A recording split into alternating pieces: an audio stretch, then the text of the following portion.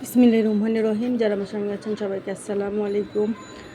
আজকে গাছের পাকা আম খাবো আলহামদুলিল্লাহ। বাড়ির গাছের আম অর্থাৎ বাবার বাড়ির থেকে আম নিয়ে আসছে আমার ভাইয়ের ছেলে ওহি, আবার বোনের ছেলেও আসছে। ওরা সবাই রাঙামাটি বেড়াতে যাবে, ভাগ্নি আসবে একটু পরে, এখনও আসেনি। তো বাসার থেকে আম নিয়ে আসছে। অনেক দিন আম আম করে অস্থির হয়ে যাচ্ছিলো বাচ্চারা, কাঁচা আম খাবে। তো কাঁচা আম পাকা আম দুটাই এনেছে। আর এটা কাঁচা মিঠা আম, আমাদের বাড়িতে হয়েছে এবার কাঁচা মিঠা আম, আর এমনি নর্মাল আম।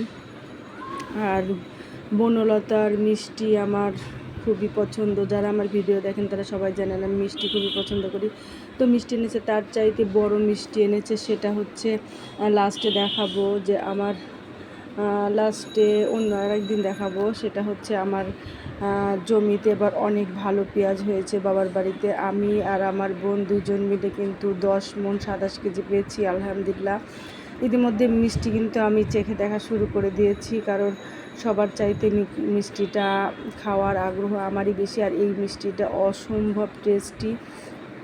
তো দুই মিষ্টি দুইটাই টেস্ট করবো। আবার এক মিষ্টি খেয়ে আর এক মিষ্টি না খেলে আবার আর এক মিষ্টি বেজার হয়ে যাবে, যার কারণে দুইটা মিষ্টি খেতে হবে। তো দুটাই খাচ্ছি।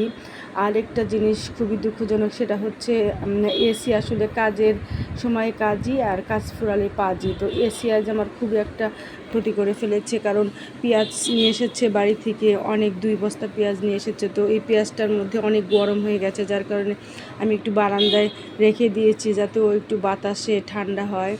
মানুষের মতো ওরও গরম হয়ে গেছে। ও তো এসির পানি বালতি ভরে আর পানি এসে আমার পেঁয়াজকে এক সাইড দিয়ে ভিজিয়ে দিয়েছে। এই জন্য মেজাজটা খুবই খারাপ। আবার পেঁয়াজ বাছতে হলো এই গরমের মধ্যে।